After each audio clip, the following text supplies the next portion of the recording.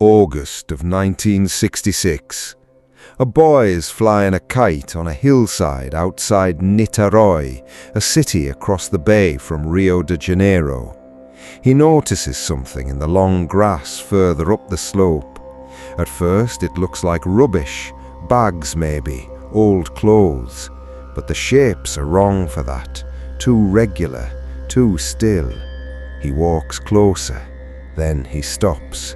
He sees the shoes.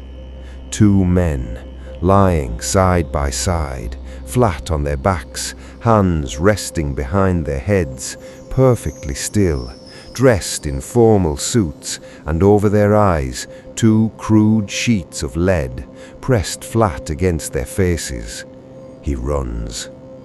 When police reached the bodies, the hillside heat had already been working for days. The two men were wearing formal suits, covered by heavy waterproof raincoats, despite the warm weather and clear skies. Over their eyes, homemade lead masks, cut and shaped by hand from raw sheets of metal, each one covering both eyes completely. There was no blood, no sign of a struggle, no visible wounds. Their wallets were still on them, cash inside, untouched. Nearby, investigators found an empty water bottle, two wet towels, and a small notebook. Inside that notebook, a short set of instructions written in Portuguese with a flat, clinical precision. The words read, 1630, be at the agreed place. 1830, swallow capsules. After effect, protect metals. Await signal. Mask. No names, no explanation, no context, just a timetable. The bodies were identified as Manoel Pereira da Cruz and Miguel José Viana, electronics technicians from a city 200 miles up the coast. To their families and neighbors, they were ordinary men, quiet, skilled, practical. They worked with electronics and radio transmissions. In 1966, that meant understanding invisible systems most people never thought about: signals, frequencies, communication through the air. But privately, their interests had moved somewhere far less conventional. Investigators later found both men were connected to a small circle, often described as scientific spiritualists, people who mixed technical knowledge with beliefs about contact with other dimensions. Books in their homes contained highlighted passages, descriptions of intense light, beings said to exist beyond normal perception. A neighbor later spoke of them building a device they called a spiritual energy machine, something homemade, something experimental, something they believed could amplify contact with something unseen. Niterói Hill was not chosen at random.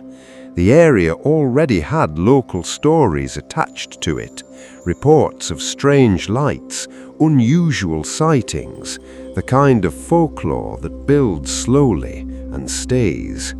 For men already searching for contact with something beyond the ordinary, it felt significant. On the 17th of August, they told their families they were traveling to Sao Paulo. That was not true. They took a bus to Niterói instead. Before leaving, they had already bought the raincoats. That detail matters. It suggests preparation, intent, planning. In Niterói, they stopped at a bar. A waitress served Miguel a large bottle of water. He said he would return the bottle later. She remembered him as nervous, checking his watch repeatedly, distracted, focused on something unseen to others. That is the last confirmed sighting of either man alive. The notebook places them on the hill at 1630. The capsules were scheduled for 1830. Whatever those capsules were, they were never recovered. No trace was found at the scene. No confirmed chemical analysis. No reliable toxicology result. The heat had already done too much damage by the time the bodies were examined. What could have been known was no longer there to be known. The lead masks remain the most disturbing detail. Lead is used for one clear purpose: shielding, protection from radiation or intense energy. That suggests expectation, preparation for something they believed could affect them physically. Something bright, something powerful, something they felt they needed to guard against. The phrase in the notebook, "protect metals," has never been fully explained. Some interpret it as an instruction to shield certain equipment from whatever energy they were anticipating. Others think it refers to the masks themselves. Some believe it cannot be properly understood without knowing the full context of their private system of beliefs. No one has ever produced that context. The wallets still contained money, so robbery was unlikely. There were no signs of violence, so a struggle of any kind was unlikely.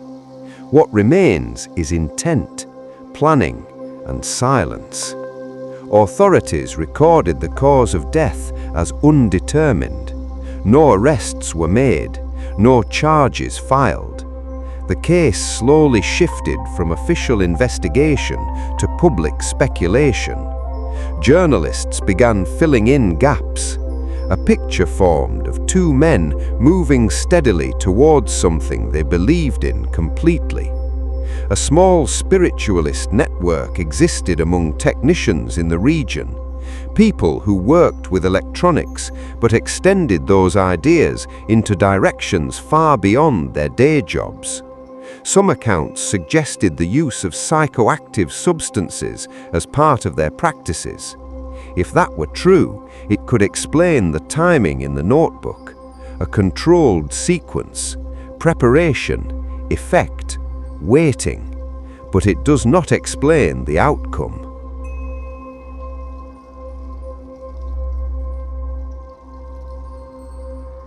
Years later, an unverified account suggested a darker possibility, that the men may not have gone to the hill alone, that others from within their circle may have been involved, that the capsules may not have been taken willingly. Nothing was ever proven. No one was ever charged. 5 days after the discovery, a woman came forward, Gracinda Barbosa Coutinho da Sousa. She reported seeing something unusual above Viana Hill on the evening the two men had arrived in Niterói. She was driving with her children when she stopped the car. They watched for several minutes. She described an oval object, orange in colour, with what she called a band of fire around its edges, rising and falling above the hill, then disappearing. Her husband returned to the location shortly after. He saw nothing. Other residents reported similar sightings around the same time. None were confirmed, none were directly connected to the deaths, but they became part of the story regardless. In 1990, a scientist named Jack Valey used the Viana Hill case to open his book on dangerous encounters with unknown phenomena. He chose it deliberately because it illustrated something he had found recurring across the cases he studied, that those who died were often not passive witnesses but active seekers, people who had gone looking for contact with something and appeared to have found it.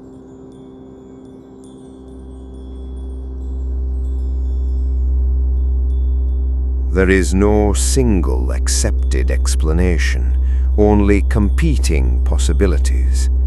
The first and most grounded is accidental poisoning, something taken willingly, badly misjudged in dosage or effect. The decomposition of the bodies made it impossible to confirm what that substance was. It remains the most straightforward explanation for two men dying in a place they had chosen to be, with no sign of external violence. The second is a failed experiment. Manoel and Miguel were technically minded men who built their own equipment and approached everything with the methodology of engineers. Whatever they were attempting may have involved something chemical, electromagnetic or otherwise, that they did not fully understand and could not control. The lead masks in this reading were real protective equipment for a real experiment, one that went wrong in a way they had not anticipated. The third is that someone else was involved. The note reads like instructions given to the men rather than written by them. If a third party was directing what happened on that hill, and if the capsules were provided rather than chosen, then what looks from the outside like a ritual gone wrong may have been something considerably more deliberate. The fourth is the simplest and the least satisfying, that the full truth is no longer recoverable, that the decomposition of the bodies, the absence of the capsules, the silence of whoever else was part of their circle, and the passage of nearly 60 years have together placed the answer just beyond the reach of any investigation, now or in the future. The cause of death of Manuel Pereira de Cruz and Miguel José Viana was never officially determined. No one was ever arrested. No one was ever charged. The notebook went into an archive. The lead masks are gone. The hill outside Niterói sits above the city the same way it always has. Quiet, steep, unremarkable from a distance, with a view across the bay to Rio and a long afternoon shadow that falls across the grass in August the same way it did in 1966, when two men climbed it with capsules in their pockets, lead pressed over their eyes, and a timetable for something they believed, without reservation, was about to happen. Whether it did and what it was has never been established. What remains is the note, the masks, the timetable. Two men who knew exactly what they were doing, followed their instructions to the letter, and never came back down. Some cases stay open not because the investigation failed, but because the truth was never meant to be found by anyone who wasn't there. If this one stayed with you, let me know in the comments what you think was in those capsules, or what you think they were actually waiting for up there. Two ordinary men, two lead masks, a notebook with a timetable for something no one has ever been able to name, and a hill that has been silent about what happened on it for nearly 60 years. A like and a subscribe go a long way for a channel this size. They're genuinely the easiest thing you can do to help more stories like this one find their way to people who want them.